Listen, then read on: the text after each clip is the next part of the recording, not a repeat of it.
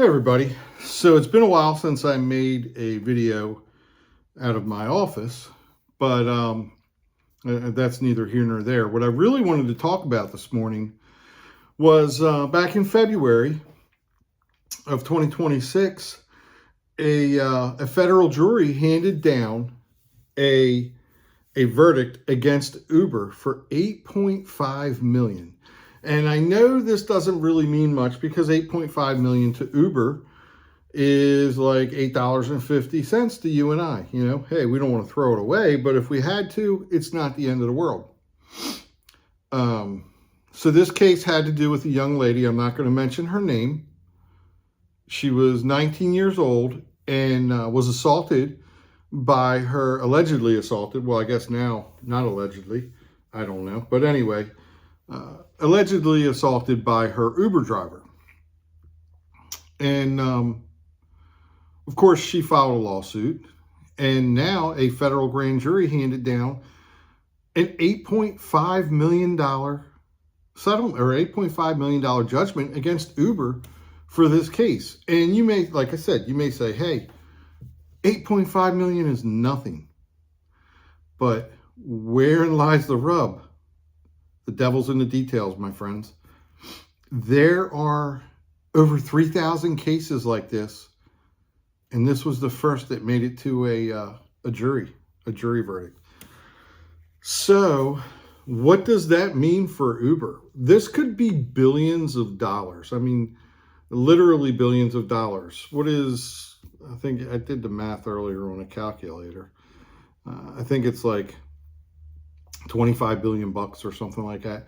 And Uber is a $143 billion company. So, I mean, that takes a huge, huge chunk. You know, I mean, if every single one of those 3,000 plus cases were to go to trial and come back with a huge number, and honestly, I think jurors would probably hear more and more about other cases and more about, case law and precedents and things like that. You could end up a couple years from now seeing a jury come back and smack them big, you know, not with 8.5 million, but with 100 million, 200 million. Can you imagine that if Uber got smacked with a settlement or with a judgment against them for that kind of money? Their stock price would go straight through the ground. Now, don't get me wrong. I don't want this. I don't want this at all. I drive for Uber, as many of you do. I drive for Lyft, as many of you do. I think most Uber drivers are good people. I think most Uber passengers are good people. But what needs to be done is, number one, I think Uber and Lyft both should require us to produce a different type, a more in-depth background check to reduce these things from happening, because this is a big deal. And the last thing, I think a lot, sure, there's a couple people out there that are like, yeah, got Uber, got Lyft, let them go out of business. What are you going to do if they go out of business? How are you going to drive Uber and Lyft? Your private, even if you were driving off book, if you were off app and you had your own book, if you're not a black car business, that means you're going to have to advertise. You're going to have to do all these things. These are things that Uber does for us now, which, don't get me wrong. I mean, Uber should pay us a lot more money than they do. They don't. It is what it is. There's really not much we can do about it other than protest and gripe and refuse to take rides that are really, really bad. But at the end of the day, they do perform a service for drivers and passengers, okay? So they do deserve to get paid. And I know I'm going to hear a lot of comments about that, and I welcome them. Go ahead, drop a comment. I've never said that Uber shouldn't be paid and that Lyft shouldn't be paid. I've argued that we should be paid more. I think that's one thing that is a definite. We should absolutely be paid more. But they do have a place in all this. They do, they do a lot of advertising. They both built big companies and they put a lot of money out on the arm to do it. And they do serve a purpose. So the last thing I want to see, I don't want to see Uber or Lyft get smacked with any of these big lawsuits. First off, I don't want to see drivers or passengers hurt each other in any way. But secondly, if it's not good for Uber or Lyft, I can assure you it is not good for us. Okay? Because where do you think they're going to get the $8.5 million from? Are they going to pass it on to the passenger? Probably not. Are they going to take it from drivers in Arizona? Are they going to take it from, spread that cost out over the entire country, over the entire platform, over the world?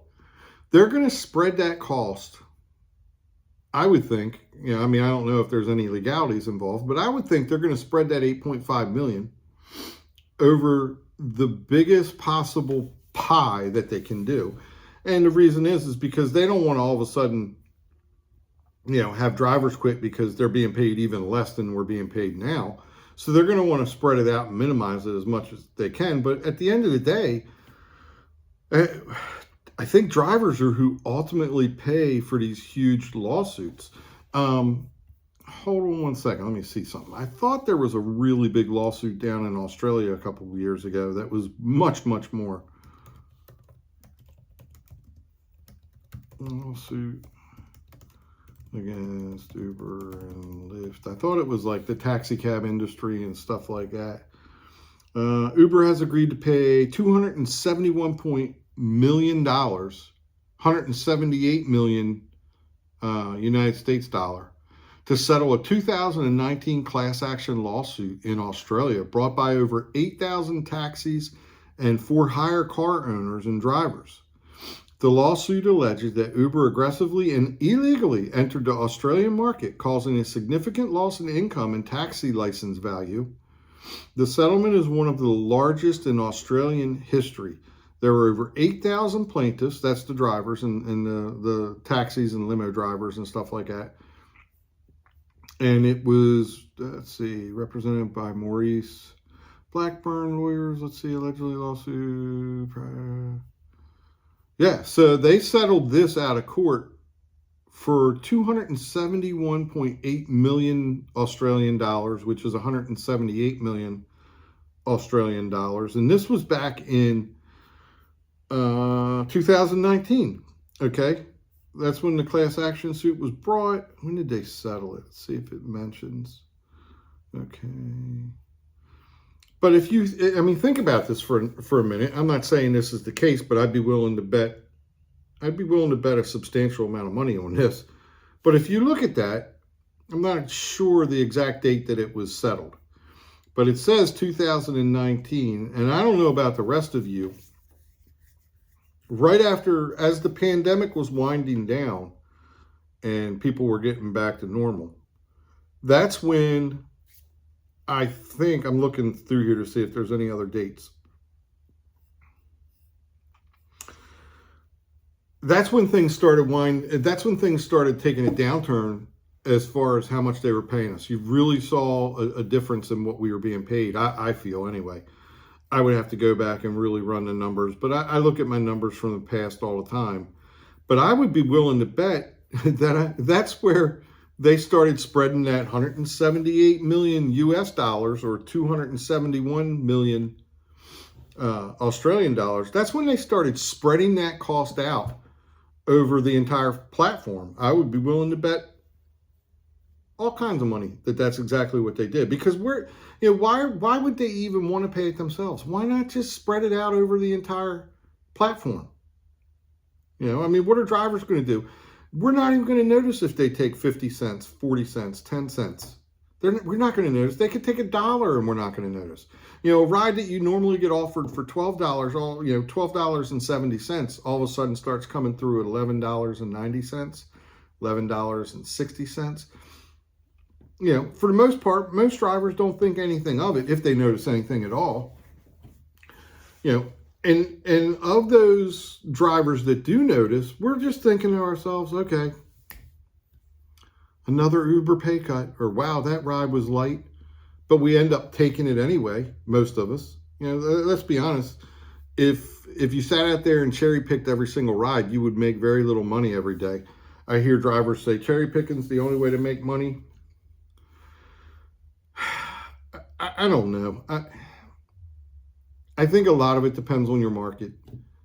You know, I'm in a market that has a lot of drivers. If you really cherry pick rides, you're not going to get any rides. Plain and simple. You're going to get so few rides, you're going to be lucky if you make 60 or 70 bucks a day.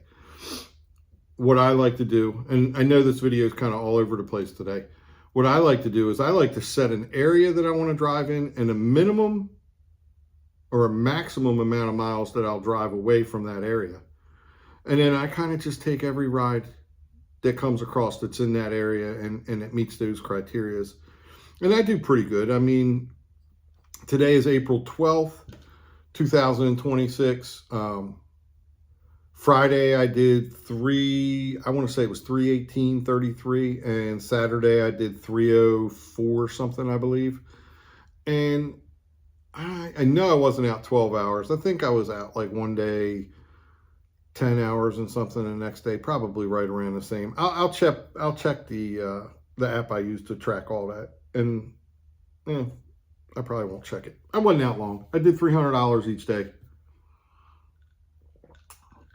Actually, a little bit more on Friday because I had, I want to say like $28, $27 in tips, cash tips. So, but anyway, back to what this video was going to be about, which was, do we really want Uber getting gutted like a fish with all these lawsuits? I don't. I wish they would come up with a solution, pay these people that were assaulted, settle out of court. And I think you'll see a lot more of these court cases being settled out of court because the risk is too high. As things go on, as cases go on, in each case, if they lose and lose and lose, and before you know it, they got 6, 7, 8 cases where they've lost. The value of that 9th case, that 10th case, has got to be screaming, be careful, Uber, be careful, Lyft, whoever it is that's getting sued, because these jurors, they're not dumb. They're going to see where, okay, they've had 3,000 plus cases for people being assaulted by drivers, or they've had 3,000 plus cases for drivers being assaulted by passengers, whatever it is. I'm sure it's a mix.